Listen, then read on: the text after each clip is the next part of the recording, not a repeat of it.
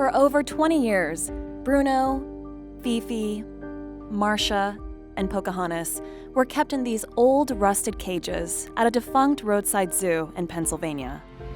There was no shade, no water to swim in, no opportunity for them to hibernate, and all they had in their filthy cement cages was a rotting wooden doghouse.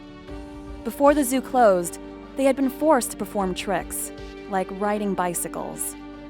Fifi appears to suffer from painful arthritis, and the bears paced and swayed, a sign that they were trying to cope with physical and mental deprivation.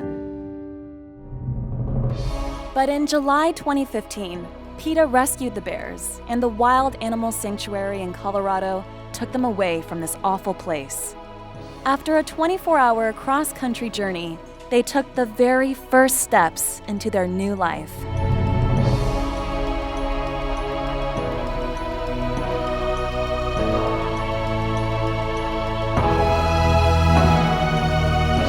Once they've adjusted to their new home, they will be released into 15-acre habitats where they'll live out the rest of their lives in freedom.